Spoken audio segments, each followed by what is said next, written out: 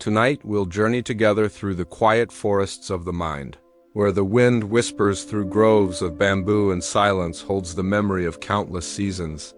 Let the world slow, let the noise soften. In this space, nothing needs fixing. There's no rush to be anywhere else, just this moment, just this breath. Before you settle into a comfortable position, take a breath and, if it feels right for you, consider supporting this channel with a like and subscription. Let your body feel the support beneath you. Let your breath move gently in and out. If thoughts come, that's okay. Imagine them as leaves floating on a stream. Let them pass without grasping. Now, let your body become heavy against whatever is supporting you. Take one deep breath with me now. And as you exhale, know that you've just taken the first step on a journey that has been waiting for you since the beginning of time. It begins in the mountains. There was once a small monastery nestled deep within the folds of green hills. Stone paths wound through pine trees, and behind the main hall stood a grove of bamboo, tall, slender, and alive with quiet rustlings, even on still days. The monks often said that the bamboo whispered the secrets of the earth to those patient enough to listen. Among the monks was an old man named Shinsei. He had been at the monastery longer than anyone could remember. Some said he had arrived with the wind, others claimed he had never left the mountain. He rarely spoke, but his presence was calm and warm like sunlight on your back after a long winter. Each morning, Shinsei would rise before dawn and walk barefoot into the bamboo grove. There, he would sit for hours without moving, simply breathing, listening, and being. The younger monks watched from afar, unsure what wisdom he found among the stalks of green. One spring evening, the wind began to howl through the hills. The sky darkened, clouds rolled in low, and rain came first soft, then furious. Branches snapped. Roof tiles clattered. The monks rushed about securing doors, praying aloud, worried that the bamboo grove would be destroyed by the storm. But Shinsei was already there, sitting as always. The wind tossed his robes, rain soaked his shoulders, but he remained still. The next morning, as light returned to the hills and the air was thick with the scent of wet earth, the monks ventured outside. To their surprise, the bamboo stood, not broken, not splintered. They had bent with the storm, touching the ground, moving with the wind. But now, as the sun rose, they stood again tall and soft as ever. Jun, the youngest monk, turned to Shinsei and asked, "Master, why does the bamboo not break, when the oak trees in the village fall in every storm?" Shinsei smiled, "Because the bamboo remembers to bend." Jun looked puzzled. "Does bending mean weakness?" "No," Shinsei said gently. "It means understanding the moment. The bamboo does not resist the wind, and so the wind passes through it. Strength is not always loud. Sometimes it is the softness that endures. The Buddha once said, 'Nothing is to be clung to as I or mine.'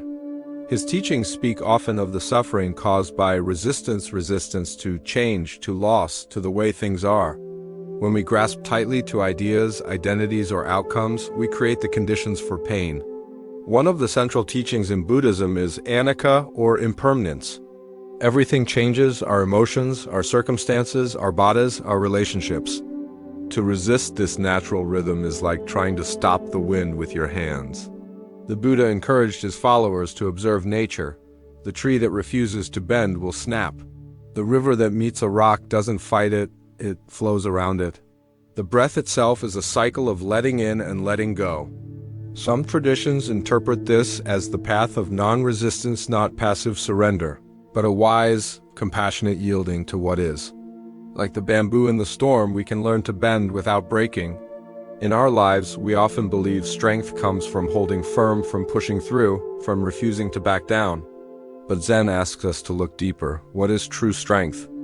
Is it the loud voice in the room, or the quiet one that listens without needing to speak?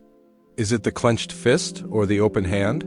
The bamboo thrives because it is hollow inside. In Zen, emptiness is not a lack, it is potential, an open heart, an open mind, a willingness to respond rather than react. When we meet difficulty, the instinct may be to harden, to armor up, but that makes us brittle. We become like dry branches, easily snapped. Yet, when we soften, when we let go of the idea that we must be in control, we often find that life carries us more gently than we expected. Imagine a moment when someone misunderstood you, or when things didn't go your way. Did resisting that moment ease your pain or deepen it? To bend is to trust. Not in certainty, but in your own ability to remain rooted while allowing life to move around you. As one Zen master said, "Be firm in your footing, but loosen your branches." As you lie here, perhaps there's something inside you that feels tight. A situation you've been fighting. A feeling you've been avoiding. A decision you're afraid to make. You don't need to solve it now, you only need to soften. Can you notice where in your body you're holding on? Maybe in the chest, or the jaw, or the stomach. Bring your breath there, gently, not to fix it, just to be with it. And now, ask yourself softly, what would it feel like to bend here? Not give up, just bend, just allow, just trust. You might imagine yourself as a bamboo stalk. Your roots go deep into the soil of your past, of all that has supported you. But your body sways. You let the waves of change pass through you without fear. You are not weak. You are not broken. You are simply responding with grace. Let that image stay with you tonight. Let it root in your dreams. Let it remind you always that the bamboo that bends never breaks. It was late autumn when the wind began to rise through the hills again. The leaves had already turned, their reds and golds painting the landscape in silence. In the courtyard of the temple, June sat alone on a stone bench, watching the last leaves fall from a tree nearby. He was troubled. A disagreement had arisen earlier that day among the younger monks about how best to clean the prayer hall. Harmless on the surface, but sharp words had been exchanged. Pride had entered the conversation like a cold gust, leaving behind a chill of resentment. June hadn't meant to raise his voice. But when another monk, Daiki, dismissed his suggestion, June felt something twist inside him, something stiff and unwilling. And so he had pushed back. Too hard. That evening, he found Shinsei sweeping fallen leaves from the temple steps with a straw broom. The old monk worked slowly, carefully, not to remove every leaf, but to make the path walkable. When Jun approached, he didn't speak right away. He simply knelt beside him and began to sweep too. After some time, Shinsei spoke without looking up. "You know the story of the willow and the oak?" Jun shook his head. "In a great storm," Shinsei began, "the oak stands tall and proud. It does not bend. But the willow, though thin and soft, leans with the wind. When the storm ends, the oak has snapped in two. The willow, though shaken, stands unharmed." Jun stayed quiet, but his broom stilled in his hands. Shinsei continued, "Pride is like the oak. It believes it must not yield, or it will lose something. But often what we lose when we bend ... is only the illusion of control." Jun let out a breath he hadn't realized he was holding. The Buddha spoke often of the ego, the false self that clings to identity, status, and the need to be right. One of his most powerful insights was this: victory breeds hatred, the defeated live in pain. Happily the peaceful live, giving up victory and defeat. This doesn't mean we never take a stand, but it means we do so with awareness without becoming trapped by our position. Yielding in Buddhism is not defeat. It is wisdom. In the middle way, the Buddha taught a path that avoids both extreme rigidity and complete passivity. The willow doesn't lie down in the storm it moves, it remains rooted, but it flows. It knows the difference between what must be held and what can be released. Some traditions refer to this quality as shanti or patient endurance. Not in silence, but in balance. Knowing when to speak and when to step back. Knowing that not every battle is worth the harm it brings. We all have moments where we feel the urge to defend ourselves, to protect our sense of being right, of being respected, of being in control. Sometimes we even feel this in the smallest moments. A glance we misread, a tone of voice we take personally, a suggestion we feel undermines our authority. But the truth is, many of the things we resist are not threats. They're just different winds. When we root our identity in being the one who knows or the one in charge, we build a house of stone on shifting sand. Any change feels like an earthquake. Any disagreement becomes a storm. The willow tree and the bamboo survive because they trust that their value is not in their posture but in their presence. They are part of the living world, not separate from it. Imagine a moment in your life when someone disagreed with you. Did you feel your chest tighten? Did you feel the need to explain, to prove, to correct? That's natural. But it's also something we can observe. We can begin to notice when we are the oak rigid and ready to snap, and when we are the willow soft but unbroken. And perhaps more importantly, we can learn to ask ourselves, is this worth the strain? Take a moment right now to reflect on a time recent or long past when you found yourself locked in a small battle. Maybe with a coworker, a partner, a friend, even a stranger. Bring that memory to your mind gently, like picking up a fragile object. Now breathe into it. Ask, what part of me was I protecting? Sometimes we protect pride. Sometimes we protect an old wound. Sometimes we protect our own fear of not being enough. But what would have happened if you had bent a little? If you had listened more or spoken less? If you had trusted that your worth didn't depend on winning that moment? This isn't weakness. This is wisdom in action. This is soft strength, quiet courage. Tonight, as you rest, imagine yourself not as a stone wall, but as a tree with strong roots and flexible branches. Imagine someone's words brushing against you like wind, and instead of resisting, you sway, you move. You return to stillness. The world will keep speaking. People will not always agree, but you, like the willow, can remain grounded and free. And as you drift toward sleep, ask yourself gently, where in my life can I soften my stance and find peace not in being right, but in being whole? Let that question settle like autumn leaves on water. Let the winds pass. Let your branches sway. You are strong enough to bend. Long ago, in a quiet village near the base of a forested mountain, there lived a humble potter named Eiji. He was known not only for his beautiful work, but for his gentle manner. Each morning, he would rise with the sun, knead the cool clay by hand, and shape simple bowls, cups, and teapots. His pieces were not ornate, but they carried something deeper in honesty, a warmth, a stillness that made people feel comforted when holding them. One day, Eiji was walking home with a finished pisa, a delicate teacup he had spent many days shaping, firing, and glazing. The glaze had cracked in just the right way, forming lines like branches across its surface. To Eiji, it was the most beautiful piece he had ever made. But as he crossed a small wooden bridge, a child ran past, laughing and chasing a paper crane.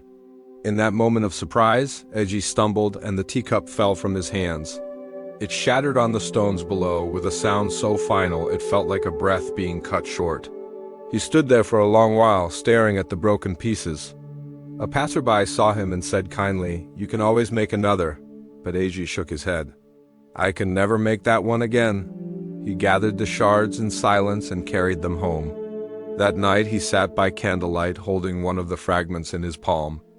Then slowly, with great care, he began to piece it back together, not to restore it to perfection, but to honor what it had been, what it had become. Years later, Eiji would teach this to a young student.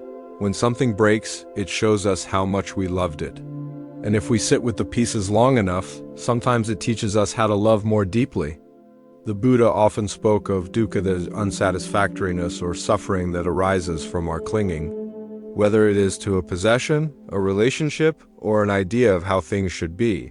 This clinging brings pain when reality shifts, as it always does. In one teaching, he likened the mind to a pot. If the pot is cracked, we might try to hide the flaw or deny that it exists. But if we observe it clearly, we can understand the impermanence of form and release the suffering that comes from expecting permanence.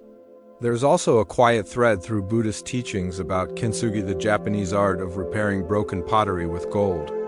Though not directly from the Buddha's own teachings, many Zen traditions embrace its spirit. It does not hide the breakage. It highlights it. And in doing so, it transforms the object into something more precious for having been broken.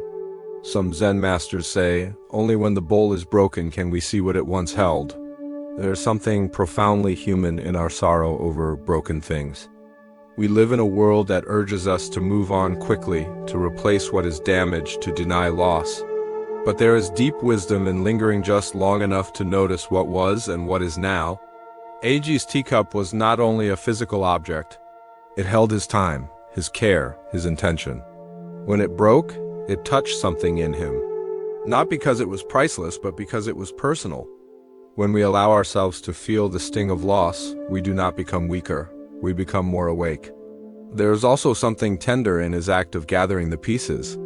It would have been easy to discard them.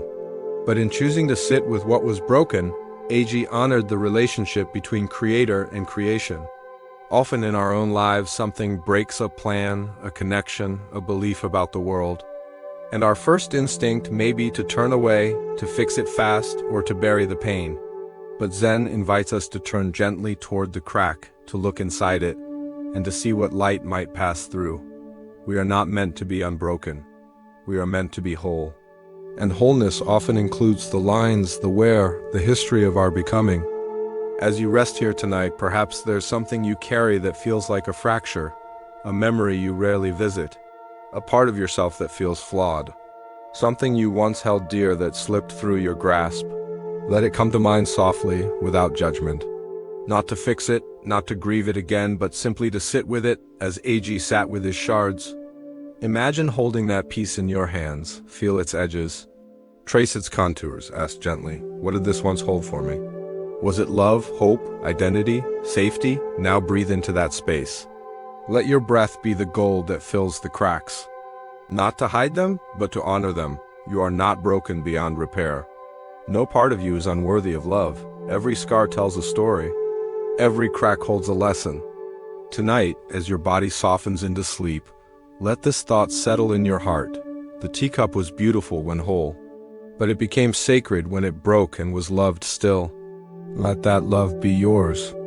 In the northern provinces of an old kingdom, high in the hills where morning mists hugged the earth like an old friend, there stood a temple that had no bell.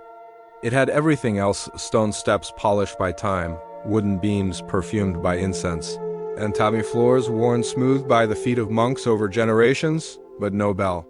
This was not by accident.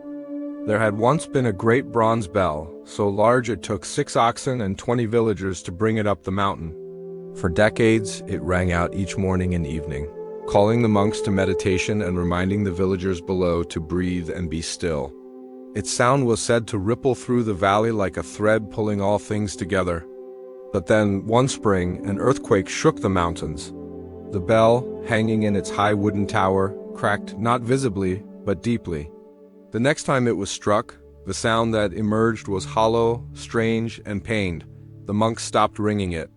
Eventually, they removed it altogether and stored it under a white cloth behind the main hall. Years passed, a new monk named Haru arrived. He was young, eager, and full of questions. One day, he found the bell in storage and asked the abbot why it was no longer used. The old abbot replied simply, "Because it cannot be forced to sound as it once did." "But isn't that sad?" Haru asked. The abbot smiled. "It is only sad if we expect it to be the same." He led Haru outside and pointed to the wind chimes hanging from the eaves, delicate, almost silent, moved by the lightest breeze.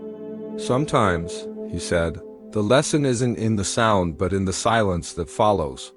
One of the most subtle but powerful teachings of the Buddha is found not in words but in pauses. Silence in Buddhist tradition is not emptiness, it is presence. It is the space between thoughts where truth often resides.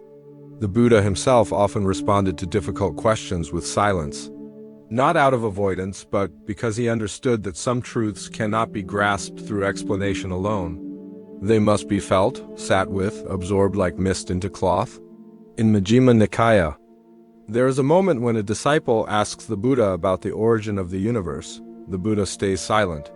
Later he explains, "To speculate on these things does not lead to enlightenment, but to distraction." Some Zen schools take this further. Those paradoxical riddles given by masters is not meant to be solved logically.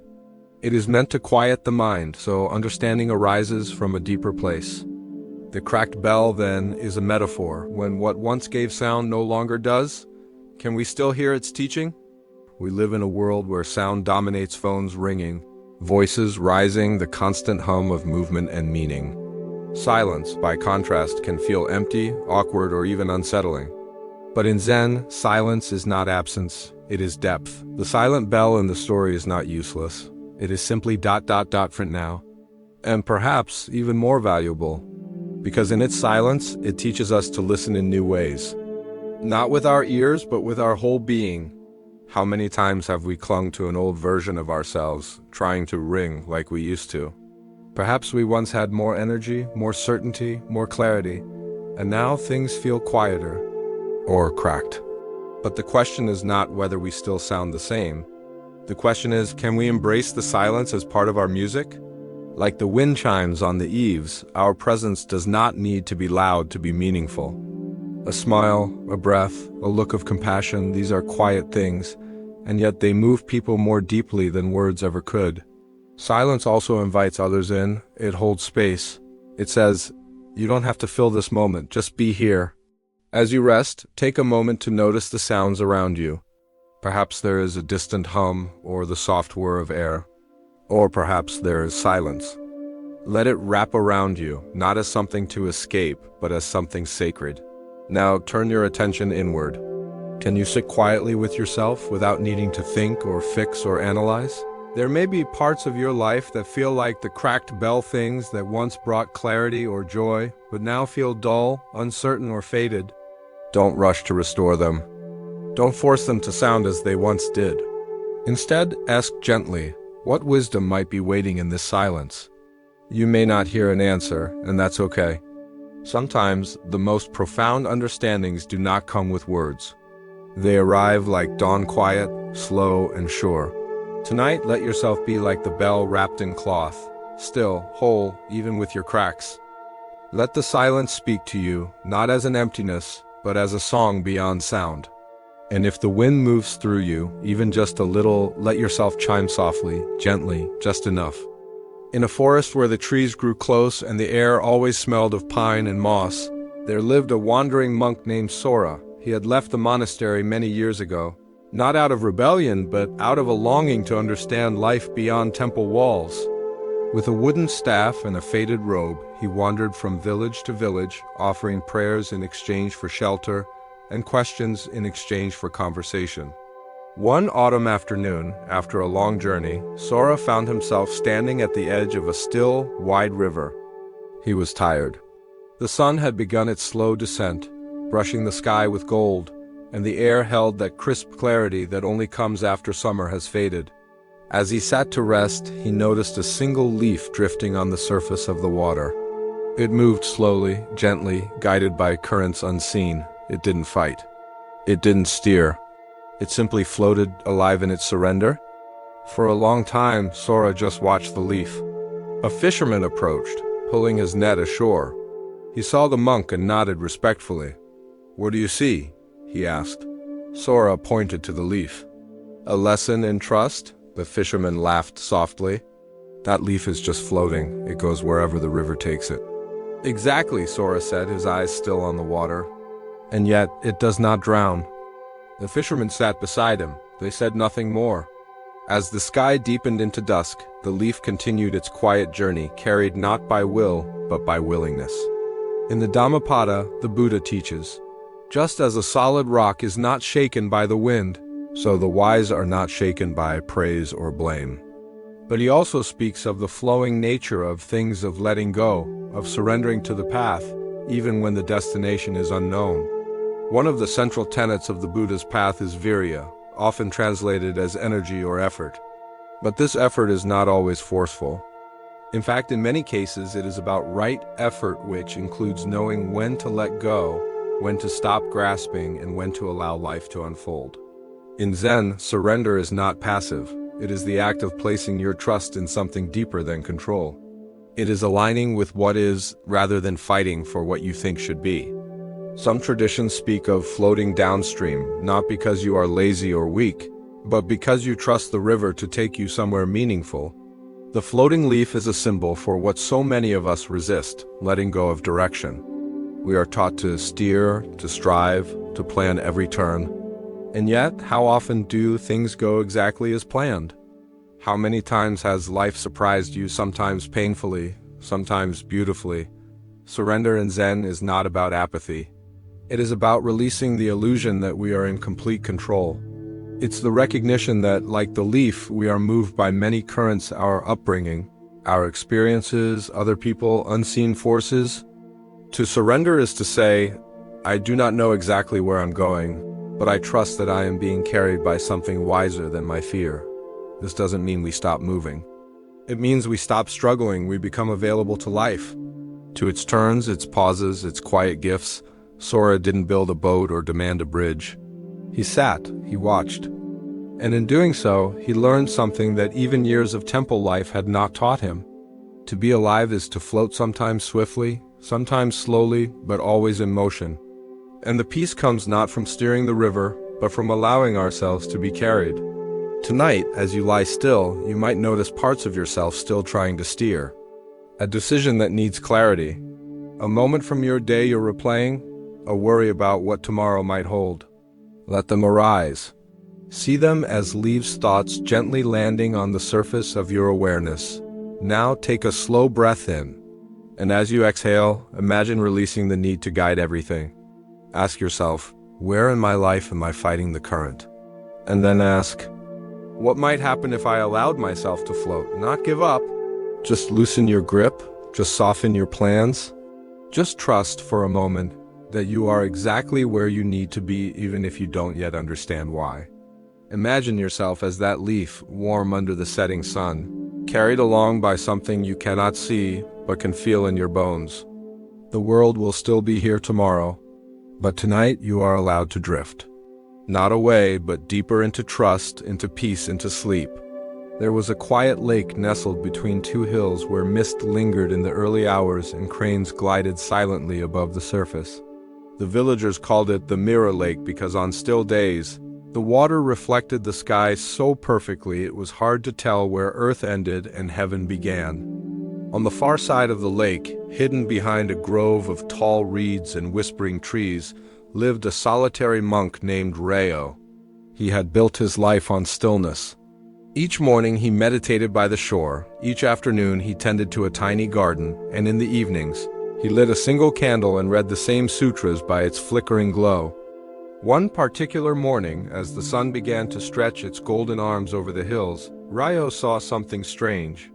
A small wooden boat was drifting toward his side of the lake. It moved slowly, unbothered by the soft ripples, gently nudged along by the wind and current. He stood and waited. As it drew closer, Rayo saw that the boat was empty. It was a fishing boat. He recognized it from the village across the water, but there was no sign of anyone. Just a coil of rope, a few scattered leaves, and a single oar resting across the middle bench. The boat gently bumped against the dock near Rayo's hut and rocked in place, waiting. Rayo looked around. There was no sound, no shouting from across the water, no signs of distress. After a long pause, he stepped forward, tied the boat to the post, and sat beside it. He didn't ask where it had come from. He didn't search for its owner, he simply sat and observed. There is a famous parable attributed to the teachings of the Buddha about the empty boat. In it, a man is crossing a river when he sees another boat headed straight toward him. He shouts, he waves, he curses at the boat to steer away. But it keeps coming. Furious, the man prepares to confront the other person only to realize that the boat is empty. No one to blame, no one to yell at, just a drifting vessel. In that moment, his anger dissipates.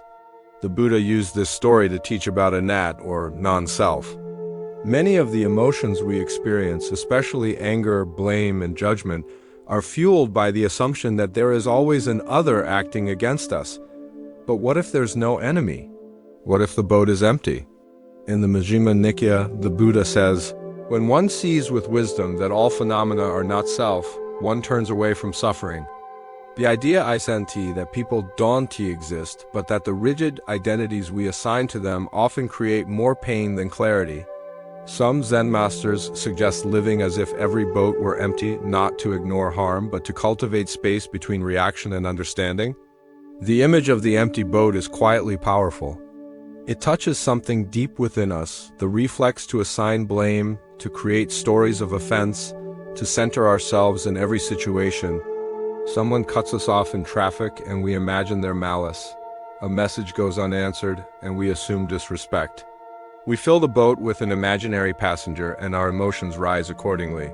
But what happens when we pause? When we look again and realize the boat may simply be drifting? In our day-to-day lives, so much of our suffering comes not from what actually happens, but from what we believe it means. That someone is ignoring us, that someone is attacking us. That life is punishing us, but often things are just happening. Boats are drifting. People are caught in their own currents.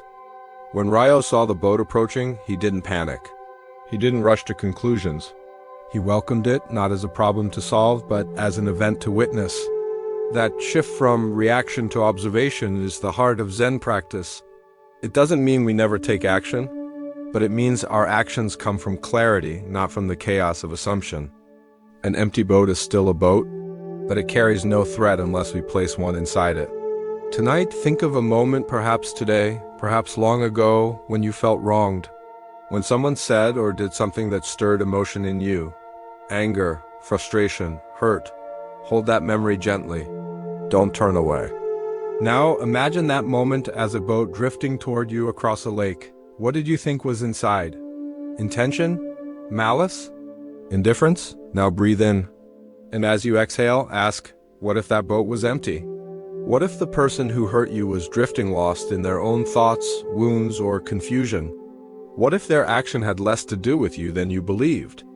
This isn't to excuse harm, it's to give you freedom. Because when we stop taking everything personally, we make room for peace. We give ourselves the space to feel without clinging, to witness without drowning. You might also look inward. Sometimes we are our own harshest accusers. We blame ourselves for drifting, for mistakes, for not being where we think we should be. Can you look at your own heart tonight and see it as an empty boat? Not broken, not wrong, just adrift, still capable of being tied back to shore. As you settle into rest, imagine yourself sitting by the water like Ryo. The sky above you is vast. The surface of the lake is still. And there, floating toward you, is a simple boat carrying nothing, needing nothing, asking only to be seen. Let yourself watch it arrive. Let go of the need to explain it. Let the silence hold you both. Beyond the last houses of a sleepy village, past rows of sun-warmed rice fields and tall grasses swaying in the breeze, there stood a small house with a once beautiful garden. It had been the pride of the village many years ago, orchids blooming in delicate rows, plum trees that blushed pink in the spring, and small stepping stones that wound like poetry through moss and stone lanterns. The woman who tended the garden, Oba-san, had lived there for as long as anyone could remember. She was gentle, quiet, and always had soil under her nails. The children said the flowers bloomed longer when she sang, but as time passed, Oba-san grew old. Her steps slowed, her hands trembled, and gradually the garden began to fade. Weeds crept in where Lila once stood. The koi pond dried to a puddle. One autumn, the plum trees bore no fruit at all. Neighbors noticed but said nothing. Some felt pity. Others whispered that perhaps it was time for Oba-san to leave the garden behind. One day, a traveler arrived in the village, a young man named Kenji, searching for something he couldn't quite name. He'd heard of Oba-san's garden and wandered out to see it. When he arrived, he found her sitting on a worn bench, watching the wind move through the tall grass that now grew wild. Kenji bowed. I heard this was once the most beautiful garden in the province, Oba-san smiled. It still is if you know where to look, he frowned slightly, scanning the overgrowth. She pointed to a single white blossom blooming between two rocks. There is beauty in what remains, and peace in not needing it to be what it was. Kenji sat down beside her. For a long time they said nothing. The Buddha often spoke of anicca impermanence as one of the three marks of existence. Nothing stays the same, everything changes. What blooms will wither, what rises will fall, and yet within this truth lies freedom. In the Pali Canon, the Buddha says, all conditioned things are impermanent. When one sees this with wisdom, one turns away from suffering. He does not mean we must not love what changes. Rather, we must love without grasping, appreciate without clinging. Zen teachings often describe the world as a garden, not one we control, but one we tend. And like any real garden, there will be seasons of abundance and seasons of stillness. There will be times when flowers bloom and times when all that remains is soil. Some traditions even view aging and decay not as losses but as necessary transformations. The falling leaf enriches the ground. The withered stem makes room for new shoots. The Buddha taught us not to resist these cycles but to bow to them, to greet them like the changing of light across a wall. Obasan's garden is a mirror for many parts of our lives, our dreams, our bodies, our relationships. There is a season when everything feels lush and full, and then slowly or suddenly things begin to shift. Leaves fall, weeds arrive. What once brought joy may now bring sadness. But Zen asks us, must the fading of beauty mean the end of value? There is a deep peace in accepting what is, especially when what is no longer fits what once was. When we cling to former versions of our lives, we suffer. We try to hold on to the blossoms, forgetting that the garden itself is still there. Even in disarray, there is something sacred in what remains. A single bloom between the stones. The way the wind moves through overgrown grass. The memory of what once was not as something to grieve, but something to bow to. In our own lives, we are constantly asked to tend to things that no longer look how we hoped they would. A relationship we wish were different. A body that no longer moves as it once did. A dream that faded with time. But like Obasan, we can learn to sit quietly with what remains and still see beauty in it. Tonight, bring to mind a part of your life that has changed, a place, a relationship, a version of yourself.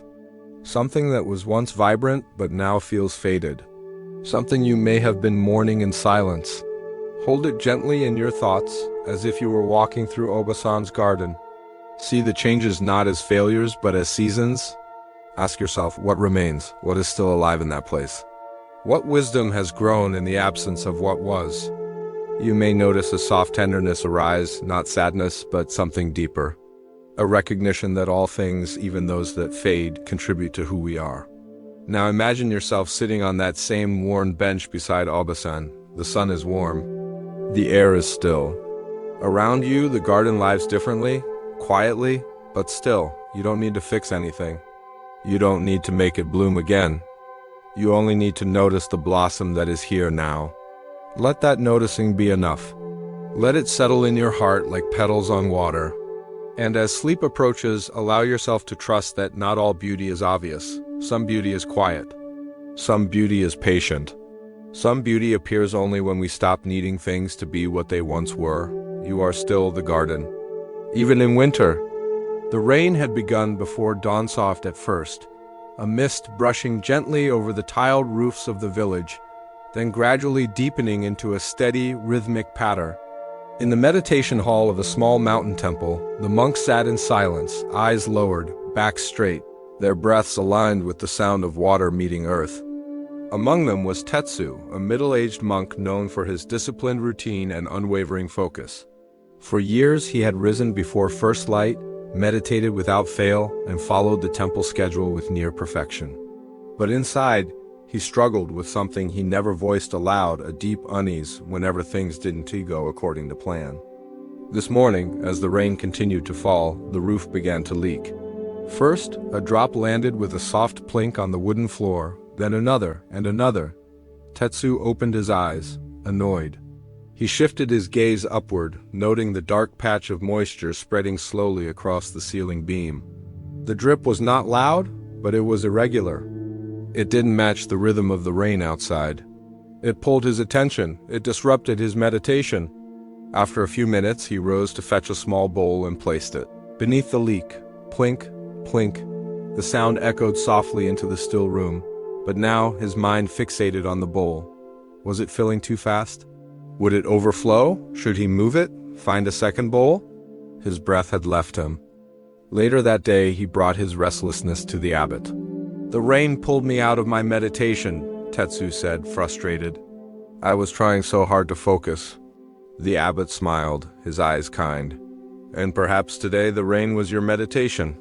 In the Satipatthana Sutta, the Buddha teaches the practice of mindfulness not as an escape from life's moments, but as full presence within them.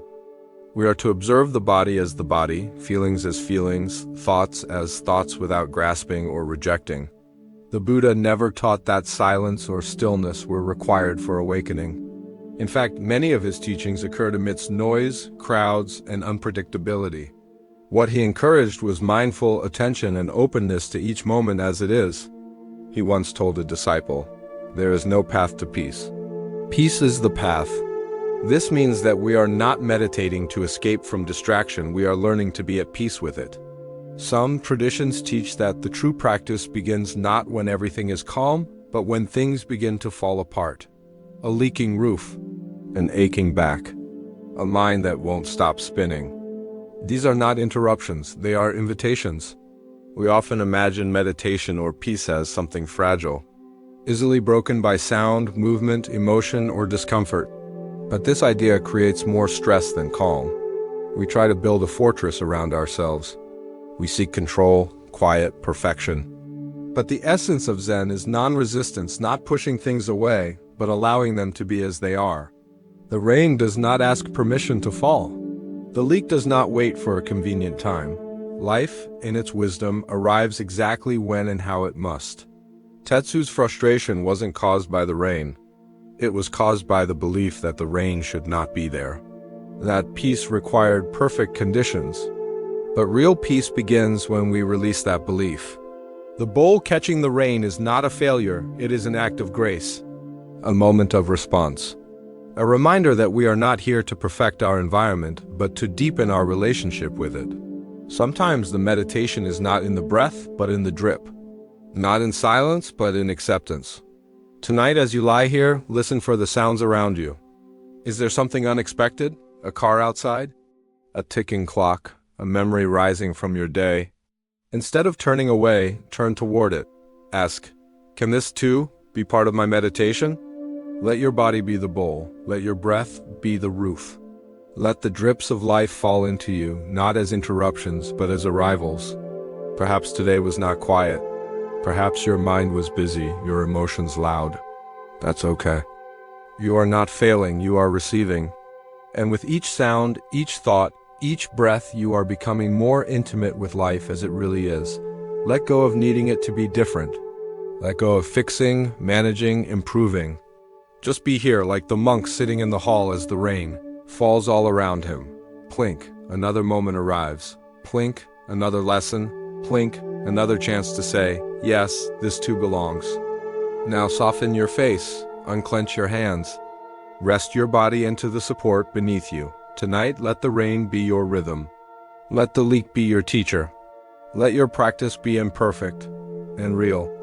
On a windswept hill where the grasses swayed like ocean waves, there was a small wooden shrine, simple and worn, standing alone beneath the open sky.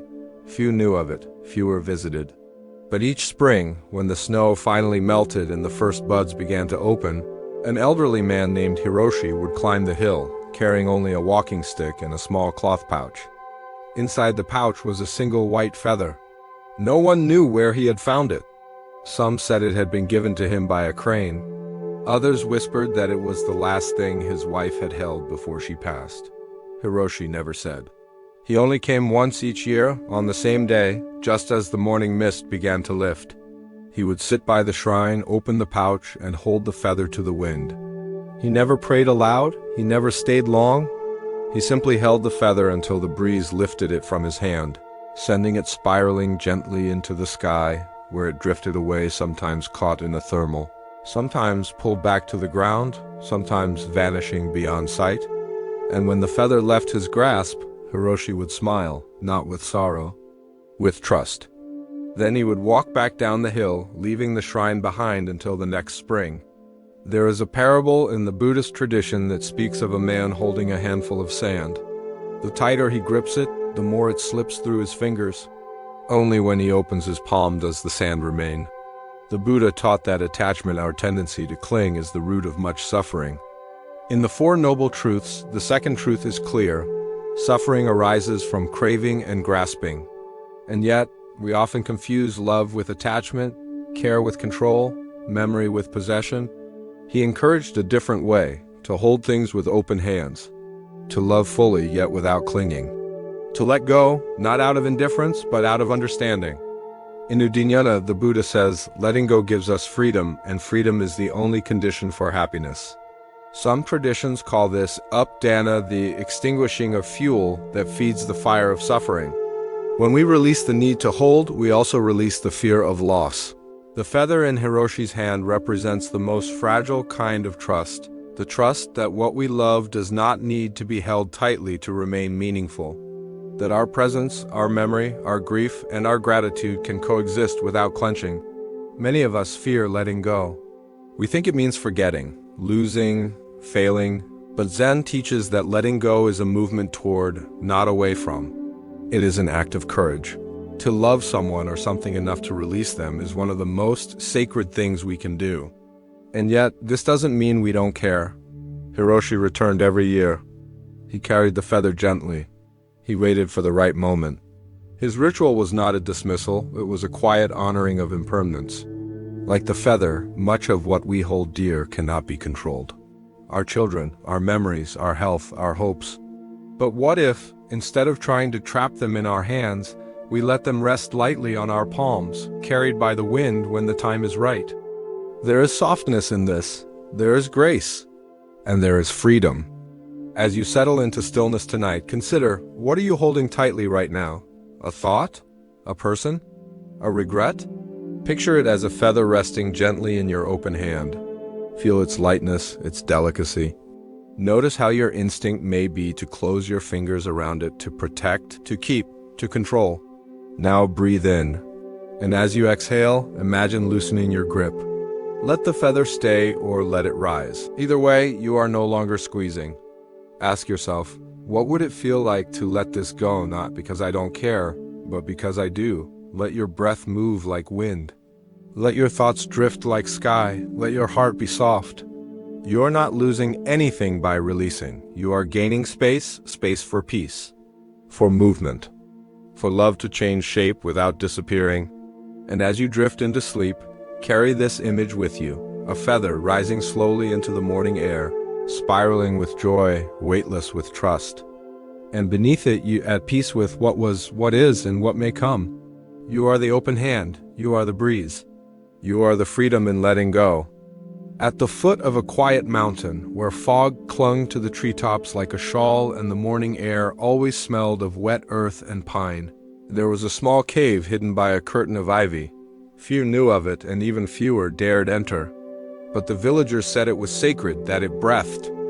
A young monk named Kaoru once ventured to that cave, not out of curiosity, but because he had reached a breaking point. His thoughts had become loud, his days felt crowded.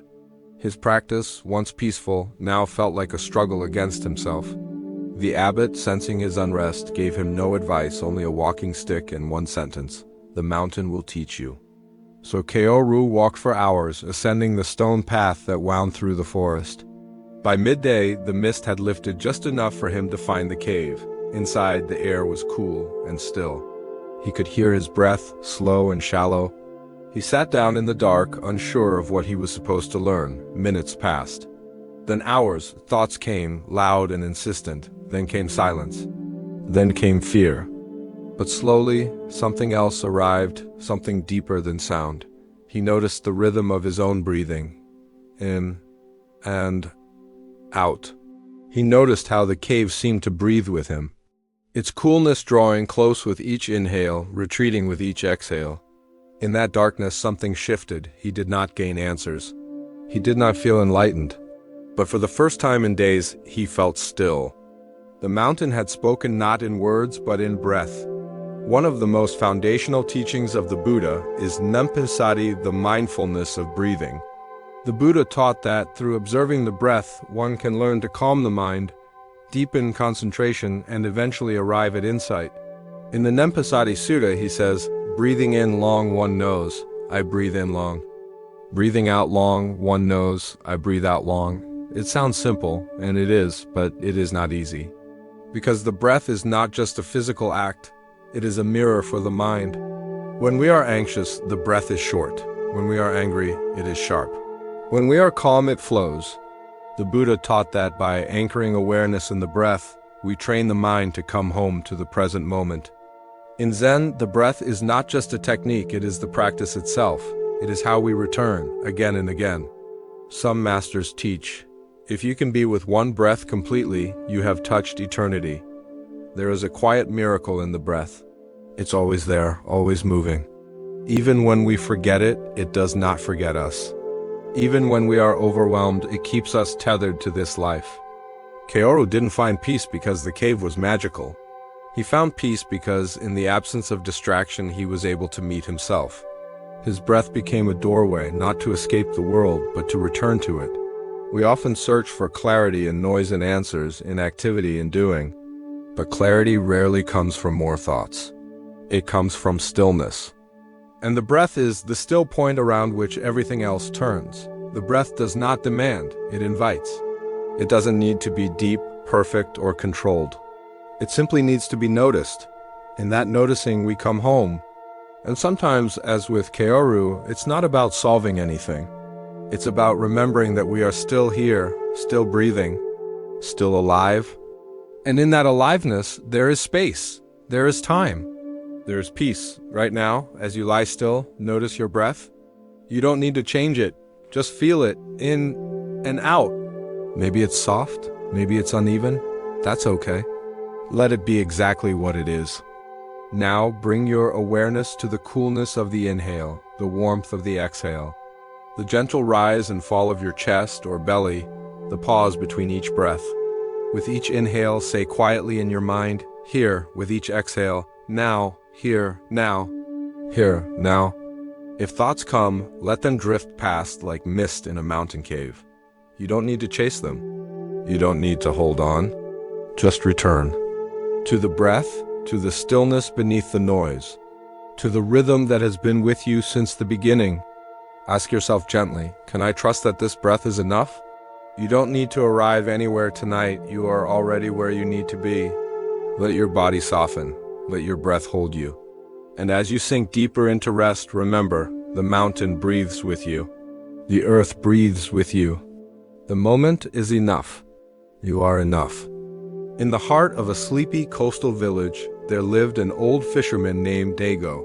He had fished the same water since he was a boy, guided by the stars and the stories his grandfather once told him. His skin was weathered by salt and sun, and his hands bore the quiet strength of years spent pulling nets and patching sails. Every morning before dawn, Dago would set out in his small wooden boat, the sea calm as glass beneath the moonlight. He cast his net with care, not too early, not too late. Just after the tide began to turn, he never rushed. He never pulled the net too quickly. And when asked why, he would smile and say, "The sea gives when it's ready." One morning, a younger fisherman named Haru asked to join him. Haru had struggled for weeks, his nets always coming up empty or torn. Dago agreed, and the next morning they set off together. Haru was restless. He cast too early. He pulled too fast. He fidgeted, his eyes on the horizon. Dago remained still. Finally, Haru asked, "Why do you wait so long?" Dago replied, "Because a tangled net catches nothing." Haru looked down and saw that his net, cast in haste, had twisted in on itself, knotted and useless. "Let the sea come to you," Dago said softly, "and the fish will come too." They sat in silence as the sky turned pink. And then, like a gift, Dago's net moved, slowly, then suddenly alive with the motion of fish. He pulled it in with steady hands and smiled. "Not because I chased," he said, "but because I waited." The Buddha often spoke of the middle path, a way of being that avoids both extremes, indulgence and denial, urgency and passivity, grasping and rejection. In the Majjhima Nikaya, he teaches that just as a stringed instrument must not be too tight or too loose to make beautiful music, our lives too must be held in balance. Impatience arises from craving the need for things to happen now, for results to appear immediately, for discomfort to vanish. But the path to peace is paved not by urgency, but by presence. In the Dhammapada, he says, "As a flower does not pick and choose the bees that come, so the wise do not grasp at outcomes." Some traditions speak of effortless effort, a state of gentle doing, guided not by force, but by harmony with the moment. Like Dago's net, our actions, when done with calm and timing, invite life to unfold on its own. We live in a world that celebrates speed, fast answers, fast results, fast fixes. But Zen whispers a different truth, that not everything can be rushed. Some things require waiting, listening, trusting, The tangled net is a symbol for our inner lives when we act from urgency. When we push without patience, we tangle our efforts. We make it harder for peace, love, or insight to arrive, not because they are unavailable, but because our hands are too tight to receive them. Haru's restlessness is familiar, we've all felt it. The desire to fix, to force, to hurry things into being. But in doing so, we often miss the subtle shifts that tell us the right time to act. Dago's wisdom lies not in doing nothing, but in knowing when to do something. His net is cast with presence. His weight is not passive, it is attuned. What if we lived that way? What if we approached our choices, our relationships, our healing not with panic, but with patience, to cast a net calmly, to wait without desperation, to receive what comes rather than grasping at what hasn't yet arrived. As you lie here, perhaps there's something you've been rushing, a decision, a hope, a healing. Notice it now, hold it gently in your mind. Am I casting my net too early? Am I pulling too hard? Now imagine your breath as the tide, slow, rhythmic, unhurried. Let your body rest like Dago's boat floating, but steady. Each breath in is a casting, each breath out, a waiting. And in between, trust. You don't need to force the moment. You don't need to untangle everything tonight. The sea gives when it's ready, and you are already ready to receive. So let go of the rush, let go of the grip. Let your mind be the net, open, spacious, untangled. Let life come to you like the morning light over the ocean. You are not behind, you are not late. You are simply here at the right time, in the right way, and that is enough. At the edge of a slow-moving river, nestled in a valley of whispering reeds and stone-strewn banks, there rested a single, massive stone. No one remembered how it had come to be there. It was smooth, time-worn, and partially sunken, but tall enough for a traveler to sit upon and look across the glistening surface of the water. A novice named Emi came to this place often. She was young, full of questions, and still learning the rhythms of the monastery she had recently joined. Her teachers praised her eagerness, but often reminded her to let her learning ripen like fruit, not to pluck answers too soon, but Emi struggled with that advice. She wanted clarity, she wanted insight. She wanted peace, and she wanted it now. So she began to visit the stone by the river each morning before chores. There, she watched the water weave itself around the stone's base. No matter how quickly the current moved, it never disturbed the rock. It flowed. It split. It curved, but it did not fight. One day, as she sat with her knees pulled to her chest, the head monk appeared behind her. "You sit here often," he said. Emi nodded. "I'm trying to understand how to stop struggling." He smiled and pointed to the water. "Then you are sitting in the right place." She turned to look again. The stone did nothing. The river did not stop. It was not resistance that brought peace. It was relationship. In the Dhammapada, the Buddha offers this. Just as a rock is not moved by the wind, so the wise are not moved by praise or blame. Stillness in Buddhist thought is not about isolation. It is about inner balance, an ability to remain rooted even as life flows and swirls around you. The river then becomes a metaphor not for escape, but for the constant movement of existence. Thoughts, emotions, experiences, they all move like water. What brings suffering is not the movement itself, but our attempts to hold on to it, to block it, to control its shape.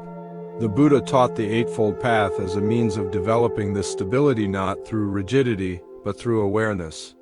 Right view, right mindfulness, right effort, all of these help us become like the stone, aware, grounded, compassionate, unmoved by the temporary tides of the world. Some Zen traditions speak of the unmoved mover, that which remains still at the center of all motion.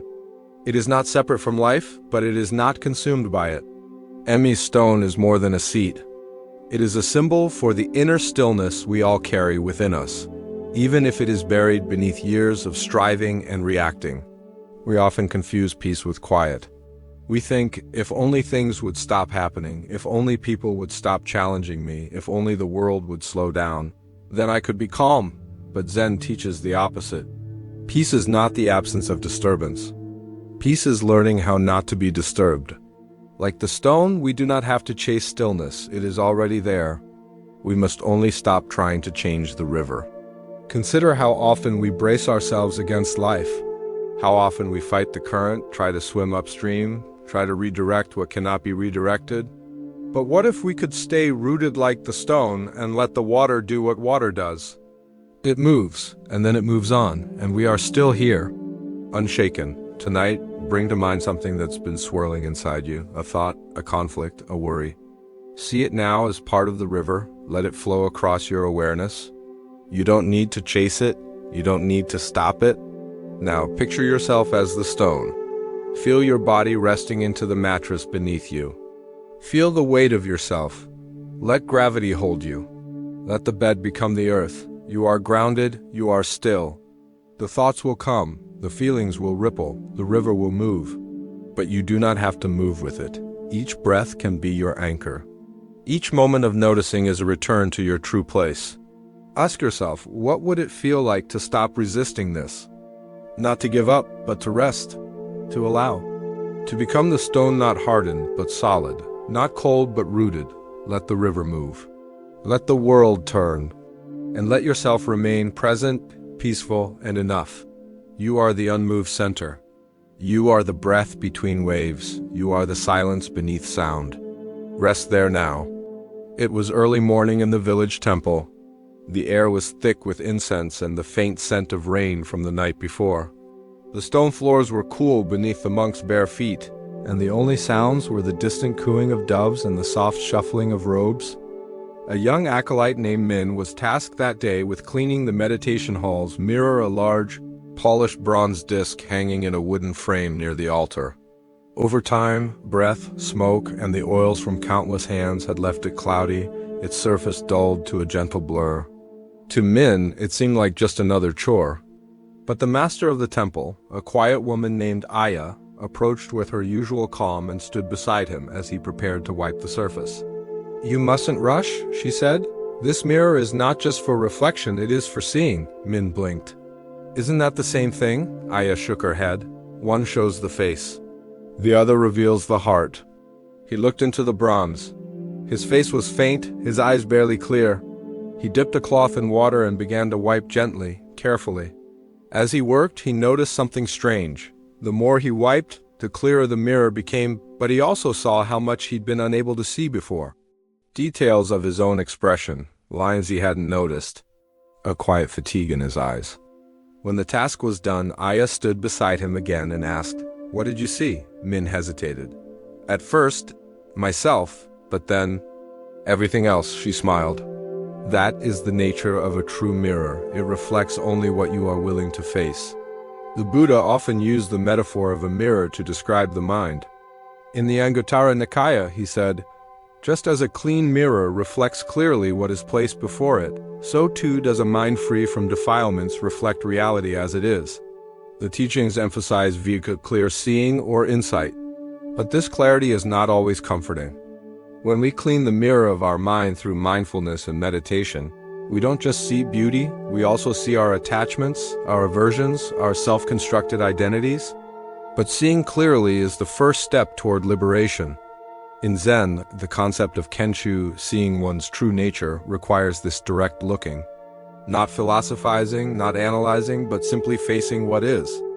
Some traditions say, the mirror never lies. It only waits for you to stop looking away. Min's experience with the mirror reflects our own journey inward. We often look into the surface of life, our roles, our routines, our reflections, and think we understand ourselves. But the surface is only the beginning. When we pause and wipe away the fog through silence, breath, awareness, we begin to notice subtler truths, a tension we carry, a longing we've ignored, a fear we pretend doesn't exist. This clarity is not about judgment, it is about honesty. And it's not always pleasant. Sometimes what we see in the mirror of awareness is uncomfortable. We see where we've been unkind, where we've been afraid, where we've been out of alignment with what we truly value. But if we turn away, the mirror clouds again. The more we are willing to look gently, without self-criticism, the more the reflection becomes a tool, not a torment, a doorway, not a dead end. Aya's words are profound. It reflects only what you are willing to face. The mirror does not force us to see, but it offers us the chance. Tonight, imagine a mirror. Not one that shows your face, but one that shows your thoughts, your emotions, your unspoken truths. Let this mirror appear in your mind now. It's not cold. It's not sharp. It simply is. Now breathe gently. As you inhale, imagine gently wiping the mirror with your awareness. No force. Just attention. As you exhale, let the fog lift. You may see something surprising, something vulnerable. A thought you've avoided, a truth you've hidden. Do not flinch. Do not turn away. Ask yourself, what am I ready to see just as it is? You don't have to fix it. You don't have to judge it. Just see. Let the mirror be your teacher tonight.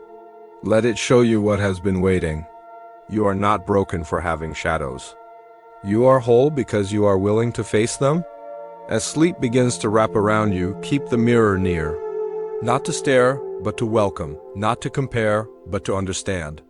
And remember, clarity is not perfection. Clarity is presence. And tonight, that is more than enough. In the wide open fields just beyond the last row of cherry trees, where the land dipped gently toward the river, a single white crane could often be seen at dawn. The villagers had grown used to its presence over the years. It always came alone, always at the same hour, gliding low over the grass before landing near the water's edge. And always, after a few minutes of stillness, it would vanish again so quietly it was as if it had never been there at all. Some believed the crane was a spirit. Others said it was just a bird like any other. But to Master Kato, an aging calligrapher who lived in a humble cottage nearby, the crane was something else entirely. Each morning, he sat by his open window, brush in hand, watching the sky pale with light. When the crane appeared, he would pause mid-stroke. When it landed, he would breathe slower. When it lifted again, his brush would touch the paper once more. His students asked him once why he didn't try to paint the crane directly. He only smiled. "I don't paint the bird," he said. "I paint its shadow." They didn't understand. Not until one morning, as spring bloomed, a young student named Ray visited Master Kato before dawn. She watched in silence as he prepared his ink as he sat by the window. As the crane arrived, its wings catching the first gold of sunlight, and as it stood impossibly still. But when Ray turned to her master's paper, she saw only a simple black curve, not a bird, not a landscape, just a graceful, empty shape sweeping across the white. "Where's the crane?" she asked. Kato looked down and said, "It passed through me." "This is what remained," she frowned. "But there's nothing here." He nodded gently. "And yet something moved you."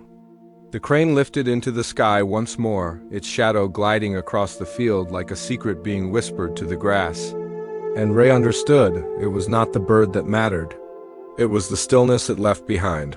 The Buddha often taught that our suffering arises not from what happens, but from how tightly we cling to form expectations, identities, and appearances. In the Heart Sutra, a core Mahayana text, we find the phrase, "Form is emptiness, emptiness is form." This is not a puzzle to solve, but a truth to feel. What we grasp the shape of the crane, the image on the paper is fleeting. But what moves us, what opens the heart, is often ungraspable. In Zen, the idea of mu-nothingness, or the absence of inherent identity, is not a negation. It's a liberation. It allows things to be as they are, not as we wish them to be. Some Zen masters say that true art, true seeing, comes not from the eye, but from the space between thoughts. It is not the crane, but its shadow. Not the sound, but the silence it emerges from. Cato's story reminds us how much of life's beauty cannot be held. We try so hard to name things, to capture them, to understand their meaning.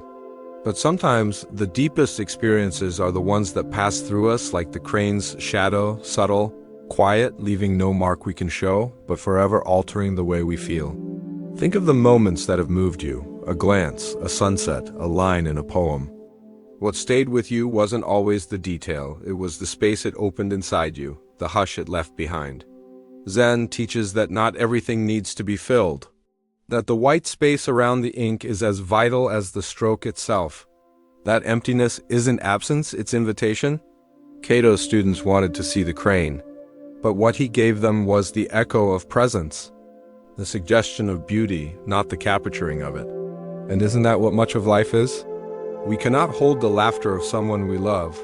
We cannot frame the quiet we feel after rain. We cannot keep the shadow of a bird, but we can honor what it leaves behind. As you lie here tonight, let yourself soften. Close your eyes gently.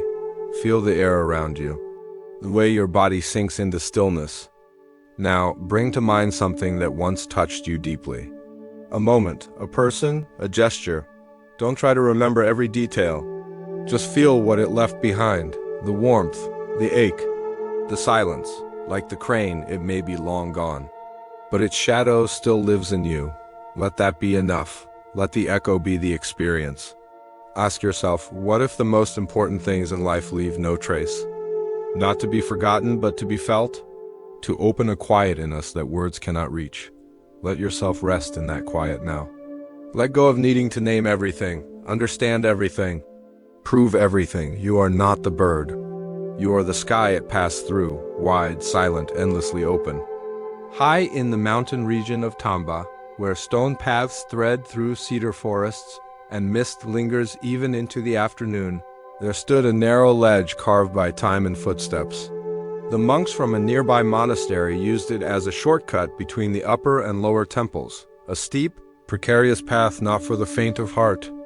One autumn morning, after a night of heavy rain, the rocks were slick and the moss darker than usual. Brother Takuan, a monk known for his strength and stubbornness, set out down the ledge, refusing the longer, safer trail. He had walked this path dozens of times. He knew each curve, or so he thought. Halfway across, his sandal slipped. In a moment too fast to process, he fell. Not far, just a few feet, but far enough to land with a hard thud on a lower outcropping. He lay there, stunned. Nothing broken, but his pride was bruised. He had always thought himself careful, capable, unshakable. Now, flat on his back with his breath knocked out of him, he stared up at the slow-moving clouds drifting across the sky. At first, he cursed under his breath. But then something unexpected happened. He began to laugh. Soft at first, then louder, his voice echoing off the stones and trees. A full-bellied laugh that felt like a river bursting its dam. Later, when he limped back to the monastery, his robes dusty and his elbows scraped, the other monks asked what had happened. "I fell," he said simply. And it turns out the ground is a fine place to learn. The Buddha did not promise that his path would spare us from falling. Instead, he taught us how to fall mindfully, how to meet our suffering with awareness, how to see the value in each stumble. In the Salatha Sutta, he describes two arrows. The first is pain, the second is our reaction to it. The wise feel the first, but do not shoot the second. Falling literally or figuratively is part of being human. We lose our balance, we forget, we misstep. But it is our response to the fall that defines the depth of our practice. The Buddha emphasized humility and compassion, especially toward ourselves. He taught that awakening isn't reserved for the perfect, but for those who are willing to begin again and again and again. In Zen, there is a phrase, fall down 7 times, get up 8, not as a command, but as a rhythm of being. A gentle cycle of meeting the ground and rising with a little more softness each time. Takuan's fall is not just a story of clumsiness. It's a moment of undoing, the moment the ego slips, and something more honest rises in its place. We spend much of our lives trying not to fall. We build identities on competence, control, consistency. But then something happens, a mistake, a failure, a heartbreak, and we hit the metaphorical ground. And in that moment, we often judge ourselves. Harshly, we believe we've lost progress, lost value, lost face. But Zen invites us to see the ground differently. The ground is not failure, the ground is truth. When we fall, we meet ourselves without pretenses, without masks. There, in the dust and breathlessness, we have a chance to touch something real, our vulnerability, our impermanence, our humanness. Takuan laughed, not because the fall was funny, but because it freed him from pride, from illusion, from the need to always appear upright. And that laughter was a kind of awakening, not grand, but enough. Tonight, ask yourself softly, where have I fallen lately? Maybe in your work, your relationships, your inner dialogue. Maybe you've missed a goal, broken a promise to yourself, said something you regret. Now, take a breath. Feel the ground beneath you, literally, the mattress, the floor, the earth. You were supported, even now, especially now? Falling is not the end of the story, it's a page. Can you meet this moment not with shame but with curiosity? Can you smile just a little at the part of you that tried so hard? Let your breath come and go like the clouds Takuan saw above him. Let gravity teach you something instead of punishing you. And if you're still on the ground, that's okay. Rest there. Gather your breath, laugh if you can. Because every fall is an invitation to soften, to see more clearly. To begin again, less guarded, more whole. You are not broken by the fall. You are broken open. And that too is awakening. It was winter in the hills, the kind of deep, still winter where even sound seemed to move more slowly. The world was muffled in white, and the trees stood like statues, their branches heavy with freshly fallen snow. At the edge of the forest, where the monastery buildings gave way to open fields, a young monk named Now sat alone in the courtyard. He had been told to sweep the stone paths, though they would surely be covered again in an hour, but he didn't mind. There was something meditative in it, the crisp sound of the broom brushing against the stone, the gentle crunch of snow underfoot, the rhythm of effort without urgency. As he paused to catch his breath, snow began to fall again. But this time something was different. He noticed the silence first. A silence so complete it felt like the world had exhaled and forgotten to inhale again. The snowflakes fell thick and soft, but it wasn't just the visual quiet, it was the sound of snow itself. It wasn't the absence of sound, it was the presence of stillness. Now stood there, completely still, and let the snow settle on his shoulders, on his hands, on his brows. He didn't brush it away, he let it stay. And in that moment he realized the world wasn't asking him to do anything. Not to understand, not to improve, not even to sweep, just to be. Later that evening, when the abbot passed him in the hallway and asked, "Did you finish sweeping the courtyard?" Now bowed with a small smile and replied, "The snow finished it for me." In the Buddhist tradition, silence is not an absence to be filled, it is a teacher in its own right. The Buddha frequently retreated into forests, into caves, into the quiet of his own breath, not to escape the world, but to listen more deeply. In the Sutta Nipta, he says, "Just as the mountain is unmoved by the wind, the wise remain silent amidst noise." Silence reveals. It strips away the unnecessary and shows us what lies underneath. It is in silence that mindfulness blooms. In silence, we become available to what is truly here. Zen practice often uses silence deliberately. Koans are delivered without commentary. Meditation halls echo only the sound of breath. Even the most profound teachings are given with a nod, a gaze, a pause. Some masters say, the sound of snow is the voice of the universe, but only if we are quiet enough to hear it. The falling snow is a metaphor for how truth arrives, not with thunder, not with spectacle, but with softness. We are conditioned to seek answers in noise, to scroll, to ask, to talk, to search. But peace does not compete for our attention. It waits patiently beneath all the motion, like the stone courtyard beneath the snow. Now's moment was not planned. He wasn't meditating or reading sutras. He was simply present, open, and because of that, the snow could teach him what no book ever had. There are times in life when action is required. But there are also times when the most radical thing we can do is to stop. To stop fixing, to stop controlling, to stop seeking, and simply witness. We often mistake stillness for stagnation. But stillness is its own kind of intelligence. It allows things to settle, to clarify, to reveal themselves. Like snow covering the world, not erasing it, but softening its edges so we can see more clearly. Tonight, imagine snow falling around you, not cold, but comforting, soft, steady, covering the noise of the day. Let that snow settle over your thoughts. Let it hush the inner commentary. You don't need to solve anything now. You don't need to finish the sweeping. You only need to be still enough to feel. Let your breath be the snowfall, in, slow and light. Out, soft and quiet. You may begin to notice that underneath everything, the thoughts, the emotions, the effort, there is a space, a stillness, a quiet that is not empty, but full of peace, full of presence, full of you. Ask yourself, when was the last time I let silence speak? Let it speak now. Let it say, you are enough. Let it say, there is nothing to fix. Let it say, rest, dear one. The world can wait. And as you drift toward sleep, let the snow continue falling, each flake a blessing, each hush a healing. No more striving.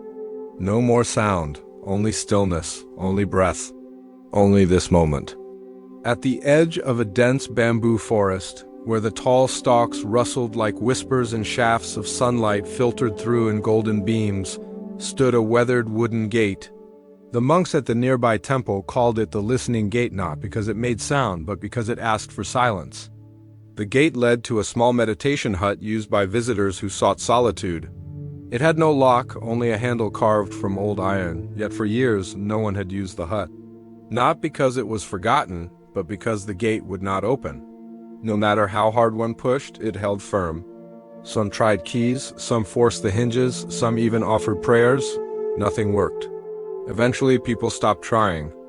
Until one day, a woman named Eiko arrived. She was not a monk, not a teacher, but a weaver.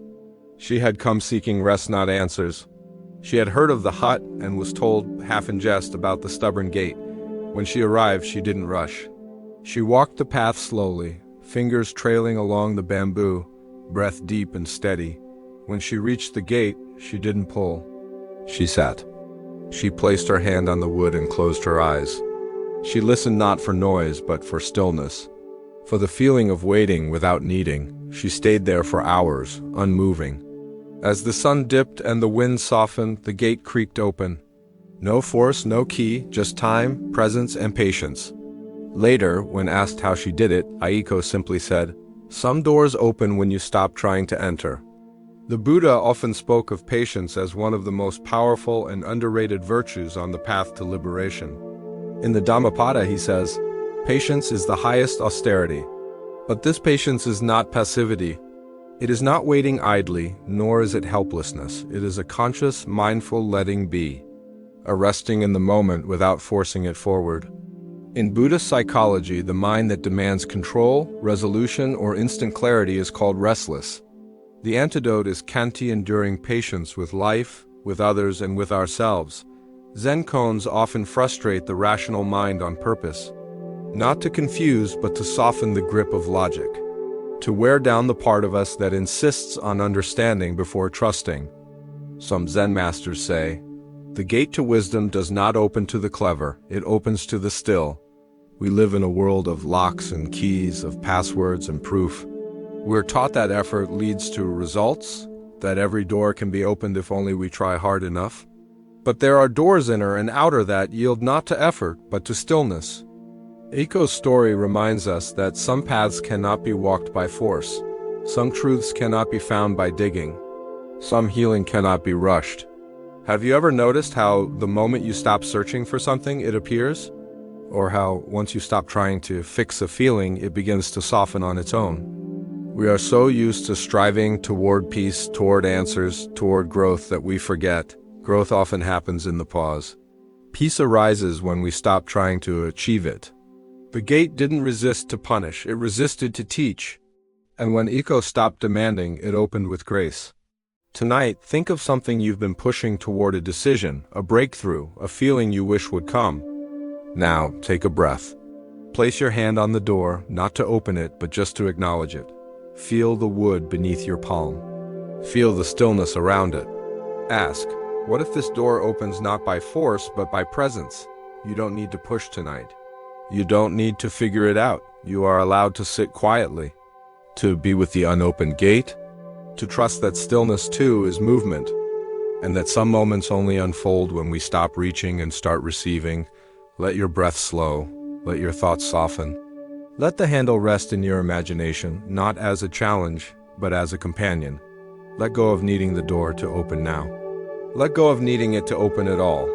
And in this gentle waiting, you may hear it crack just slightly, just enough. You are already where you need to be. And that, perhaps, is the truest entrance of all. It was a late summer afternoon, and the rain had just stopped falling in the village of Asahiro. The clouds were beginning to part, and golden light poured through the breaks like warm silk. The stones on the street still glistened with moisture, and the leaves trembled gently as drops slid down their edges. A traveling monk named Yori had taken shelter beneath the overhang of a small tea house during the downpour. He was soaked through, but grateful for the pause. As the rain subsided, he stood to continue his journey. Just as he was tightening the straps of his pack, he heard a voice behind him. "Wait," said an old woman who had been tending the tea shop's lanterns. She disappeared inside and returned moments later with a thick, patched robe. Without a word, she draped it over his shoulders. "It's dry," she said simply, "and it's yours now." Yori bowed deeply, "But I've nothing to offer you in return." She waved him off. "You've brought enough." "I brought nothing," he replied. She smiled, brushing a leaf from his shoulder. "You brought your presence. You waited in silence. You watched the rain. Most people fidget or complain, but you just received." He was quiet for a long moment. "I didn't know that counted." "It always counts," she said. "Sometimes presence is the greatest offering." And with that, she returned to her work. Yori stood for a moment more, the dry robe warm against his skin, the scent of tea leaves drifting in the air, and for the first time in many days, he felt seen in countless teachings. The Buddha emphasized compassion as both a practice and a natural expression of presence. In the Karaniya Metta Sutta, he says, "Even as a mother protects with her life her child, so with a boundless heart should one cherish all living beings." But compassion in Buddhism is not only about grand gestures or acts of charity. It's about being with others fully, without judgment or agenda. It's the quiet acknowledgement of shared humanity. The Buddha also taught that to receive compassion is as powerful as offering it. To be open to kindness without defensiveness, guilt, or need for repayment is itself a spiritual practice. Some Zen traditions speak of non-doing, a sacred state where nothing is forced and being itself becomes a gift. In such states, even silence can soothe. Even presence can heal. Yori's moment with the old woman is small, but profound. He did nothing remarkable. He didn't teach or give or strive. He simply waited, listened, breathed, and his quiet presence, unnoticed by many, was received with gratitude by someone who had been watching closely. In a world driven by productivity, we often think our value lies in what we accomplish. We judge ourselves by output, by effort, by what we give and how visibly we give it. But sometimes the most healing thing we offer others is simply our full attention. To stand quietly beside someone in their storm, to listen without preparing a response, to wait with them, not rush them. That is the heart of true compassion.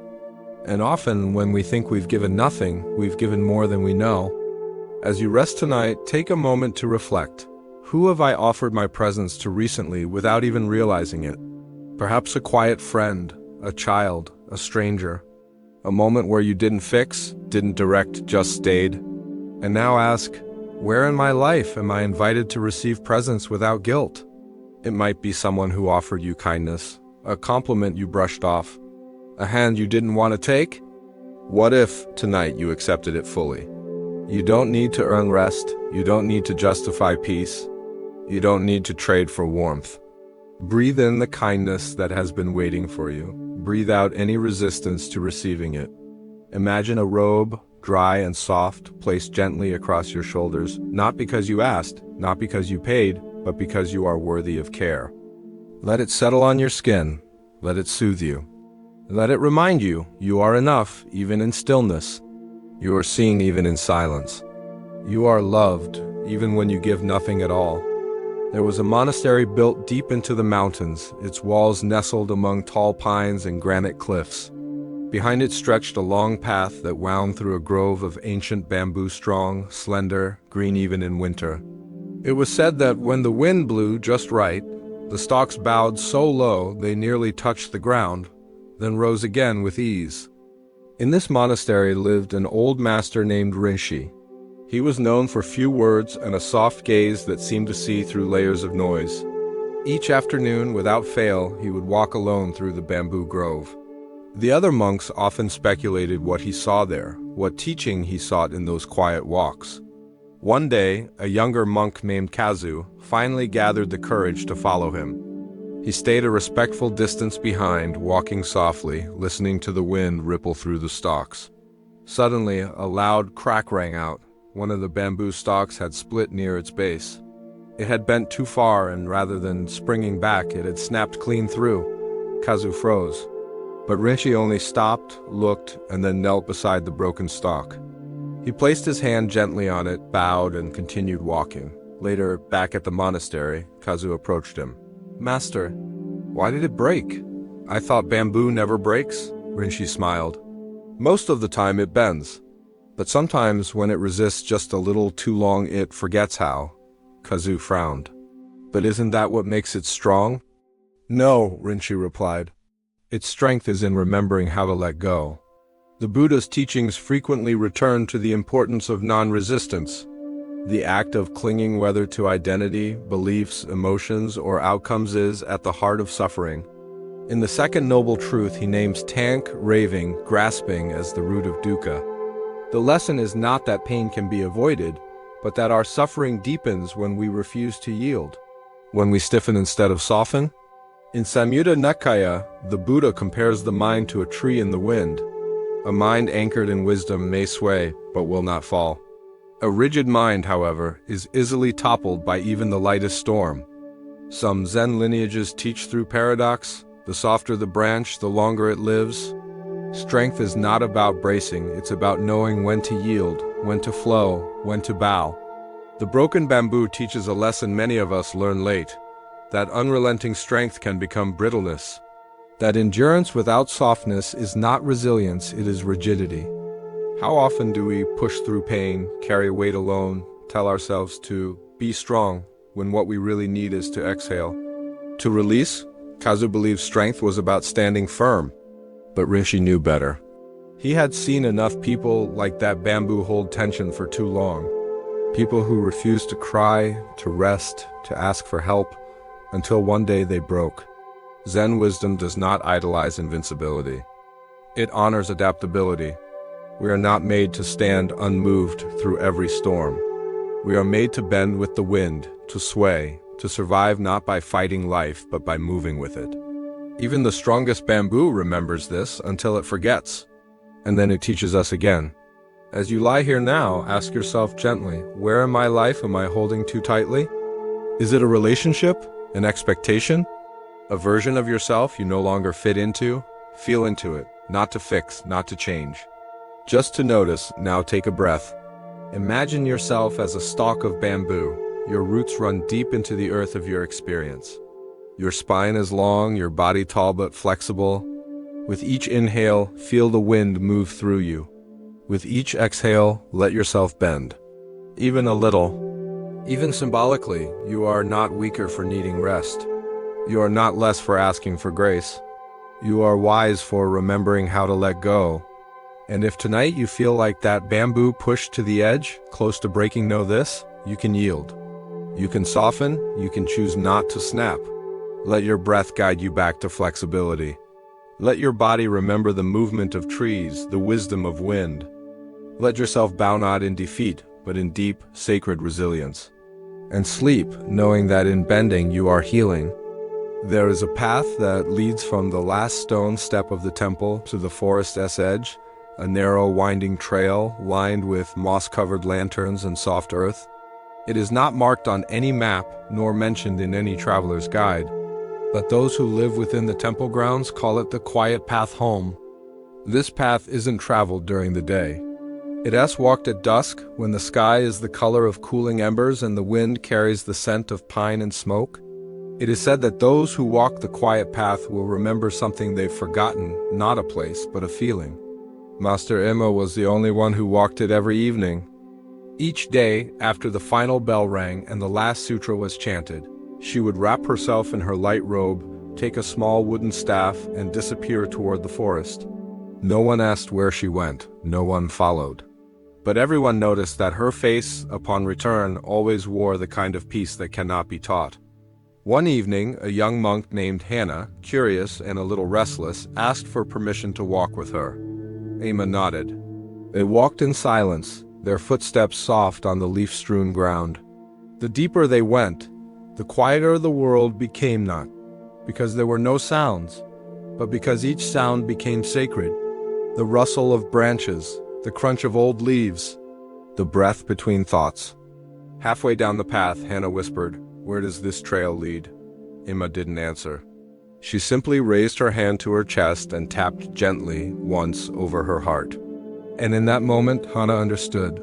Home was not the place they would arrive. It was the place they were returning to within. The Buddha often described the path to awakening as a return. Not a journey to somewhere new, but a rediscovery of what was always here obscured by illusion, forgotten in distraction. In the Satipatthana Sutta, he outlined the foundations of mindfulness not as tools for becoming someone else, but for remembering our true nature. Each breath, each step, each moment of presence brings us closer to that quiet center. The Dhammapada says, "All that we are is the result of what we have thought. The mind is everything. What we think, we become, but what if the goal is not to become? What if the truest form of awakening is remembering who we are beneath all becoming?" Zen teachings often describe this as original mind, or beginner's mind, not empty of knowledge, but free from assumption. The place where stillness lives, unshaken by the noise of the world. The quiet path is not an escape, it is a return. To walk it is to walk away from all the doing, the striving, the proving, and towards something more honest. Something we felt as children, something we feel in moments of deep rest. That gentle knowing, I am already whole. Master Emma's silence was the teaching. She did not point outward, she pointed inward. Because ultimately, the most important journey we take is not to temples or teachers. It is to the quiet spaces within us that we've abandoned for the sake of becoming better. But better is not the goal. The goal is to return, to sit with the part of ourselves that needs no improvement. To walk gently enough that we can hear the voice beneath all others, the one that says, "You are already home. You always have been." Tonight, imagine a path stretching out before you, not a road you must run, but a trail you are gently invited to walk. Feel your feet on the earth. Feel the coolness of the air. Hear the soft sounds around you, your breath, your heartbeat, the hum of stillness. And now ask, what does home mean to me when I strip away everything else? Not your address, not your past, but the place in you where nothing is missing. Let yourself walk there now. With each breath, a step. With each exhale, a deeper return. You don't need to fix anything tonight. You don't need to reach a destination. You only need to remember, you are not lost. You are not behind. You are already on the quiet path. And every breath brings you closer. Let that be enough. Let yourself rest. Let yourself arrive. Now, as we close this journey, let everything become softer. Let your breath slow, like the setting sun slipping gently beneath the horizon. Let your limbs grow heavy, like stones warmed by afternoon light. There's no need to hold on to anything now. Let the story settle like leaves on still water. Let the teachings rest in your chest, quiet and patient, waiting for the moments when you'll need them. You have walked through bamboo forests and snow-covered courtyards, past teacups and temple bells, across rivers and silent fields. You've fallen, you've listened, you've waited, and all along something in you was watching. Something in you was remembering. Now notice your breath one more time. Inhale and feel it arrive. Exhale and feel yourself return. There is no urgency, no destination, only this moment. Only this stillness. Let your mind drift like a feather on wind. Let your body float like a leaf on water. Let your heart rest like a stone on moss. Let the teachings carry into your dreams, not as thoughts, but as gentle companions. You are home now. You are safe. You are whole. Sleep well, traveler of the quiet path. May the wisdom stay with you like the sound of snow, the silence of bamboo, the warmth of a stranger's kindness. May your dreams be soft, and may you rise tomorrow not new, but remembered. End of script. May you find peace and rest.